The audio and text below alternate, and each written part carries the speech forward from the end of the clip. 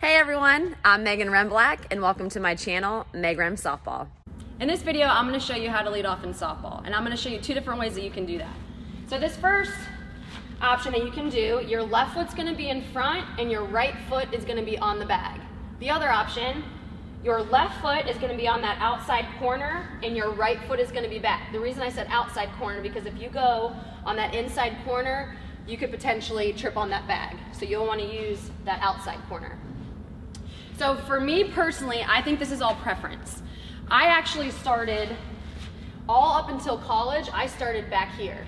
My college coach actually timed us both ways, and I was a tiny bit faster in the front, so I ended up doing that. But again, this is all preference. I know some coaches prefer a certain way.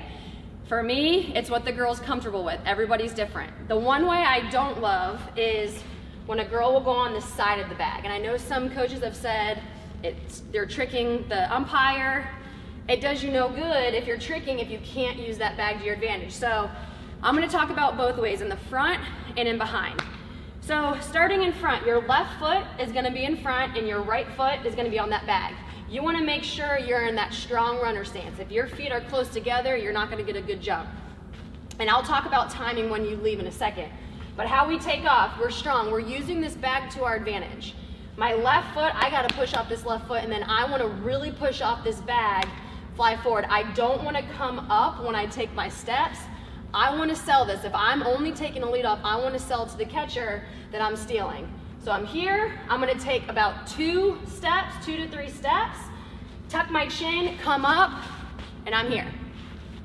Let's talk about starting in the back. So I'm going to start on that outside corner.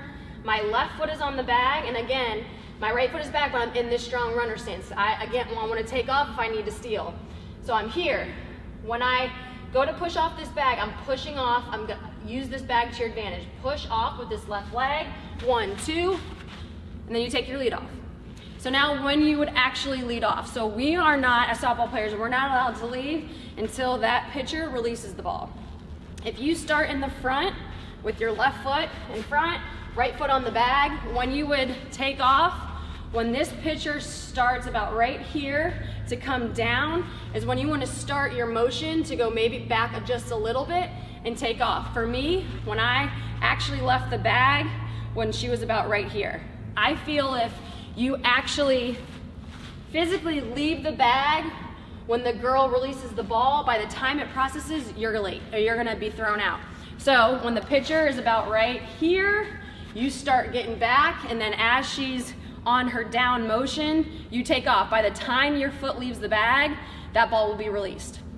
Now if you start in the back of the bag, go with the pitcher. So when this pitcher starts to rock or go backwards in her motion, you want to start to rock back, and then as she comes forward, you're also going to come forward. So when she starts to rock back or go back with her hand, you're going to rock back. When she comes forward, you're going to push off. By the time your left foot leaves the bag, that pitch will be released. So that's the timing.